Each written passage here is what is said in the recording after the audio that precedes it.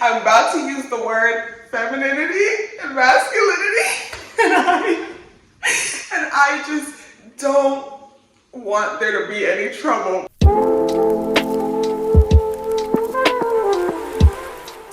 Hi, welcome back to my channel. So today I'm gonna be talking about my hair. Okay, seriously. The summer started and I challenged myself to go natural all summer, and summer's close to an end. So I just wanted to talk about that and my experience with that and what's tea, what I've been learning, how it's been affecting me and my interactions. First, I guess we could like debrief the hair. But I have 4C hair. I have like, I would say like short to medium. Yeah, I would say like short to medium hair, but that's my tea. When I was younger, I did not know how to take care of my hair at all, and I would just like, you know, like roast it up on that hot comb and I had a lot of unhealthy habits with my hair, so I really didn't know how to take care of my hair, so my hair kind of became this big like the big bad wolf, like I don't know what to do with it, it never works, it never cooperates, blah blah blah. So I'm just like womp womp, it's a problem, but it's not a problem. Okay, as I got older, I've been like, I noticed my relationship with my hair and like how I felt about my hair, and I didn't really like it. During the pandemic, that was the first time that I actually went natural with my hair, like for a little bit, and that was a lot. It was very invigorating. It was like, ooh. Seriously though, it really just like helped me understand that yes, it is a big deal, obviously, like for a lot of reasons, like socially, culturally, but also it's not in the way that like no one's ever said something negative about my natural, hold on, that's a lie. It's not as big of a deal as I think it is, and I'm not gonna get that external reaction that I think I'm gonna get. Like with certain things, I just feel like I'm gonna like walk outside and there's gonna be like, I don't even know, like cameramen and phones, like no way you did this. And I feel like with my hair, that was one of those things that I was like, oh my goodness, like I'm gonna go natural, and like the streets are gonna hear about it, like everyone's gonna be on me, like Merkle, no way you did that. But like I said, during the pandemic when I went natural, it just wasn't a big deal. And so I think that just led me to continue to pontificate about my hair and my relationship with it. And so for this summer, I really just wanted to do the most that I ever done. So I've never really like been natural for more than like a week or two at a time. So this summer I was just like let's literally just see what's tea, and I'm sipping. Okay, seriously, spending a long amount of time back to back with my hair natural, it really allowed me to see like what made me uncomfortable about my hair and like what the actual reasons were that I didn't like my hair or that I thought my hair was bad, blah blah blah. Apart from the obnoxiously obvious that like social media and in general like never really shows or praises like short 4C hair.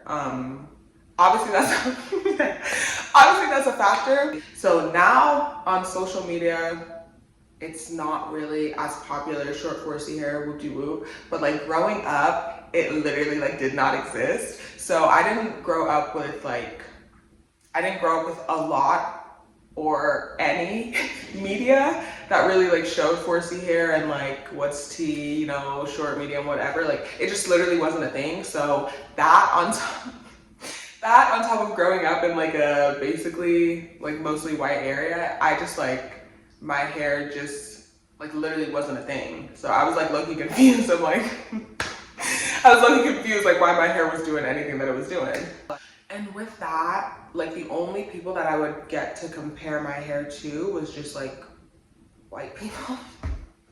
It was just like white people, and like obviously our hair is like very, very different. So everything my hair was doing felt wrong, and everything their hair was doing felt right. So with that, like like I said, like anything my hair would naturally do, just like wasn't eating. Like if it was curling up, with shrinkage was my worst enemy, my nemesis, like everything, like, you know, and it would curl up, like I was just like, no, like I want it to look that way, like I want it. In general, like in my life, with most things I have like high standards, but I'm trying to debunk those high standards to figure out like, okay, is this actually high standards or are you playing? And with my hair, like my high standards were basically just like not my hair. Like if it was actually high standards, it'd be like, oh, my hair is moisturized, my hair is healthy, bow. But the high standards were just like, oh, like my hair flows in the wind and it's like never frizzy and it never curls up and it never shrinks. And obviously that's not something my hair does. So it's not really high standards. It's just like Eurocentric standards. Also, I think like, I'm about to use the word femininity and masculinity. And I just don't want there to be any trouble, but I'm actually trying to use it. So with hair, the like most feminine way that it's always been shown is like, you know, long, like bone straight, wispy. Like you see I remember growing up seeing the shampoo commercials and it's like, wash your hair with this shampoo and bow, like you'll be able to have that hair, you know, all everywhere, cute. And like the more masculine hair is always like the shorter hair, like the coilier hair, like, you know, the hair that looks a certain way. So with that, when I was younger, more so then than now, I felt super, in general, I don't know if this is like a therapy session or like what we're doing, but in general, it's always been a little tricky. Being 5'11" and just like always being taller than other women, I didn't always feel as feminine and womanly. So like that on top of also having hair that didn't appear feminine too, like I wouldn't feel feminine when my natural hair was out. I think I reached my quota for feminine. I thought it was like making me more masculine, so that's another reason why I really didn't like dealing with my hair, because I was like, oh no, like I'm not gonna have any motion if I got the hair out, but I still got motion. I hope that everything that I'm saying to this point has made sense.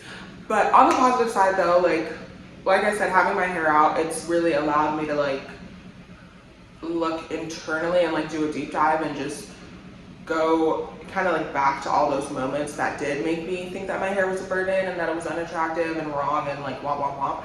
But also I'm learning so much about my hair and like how it sits and what works for it and what keeps it healthy and what keeps it yeah.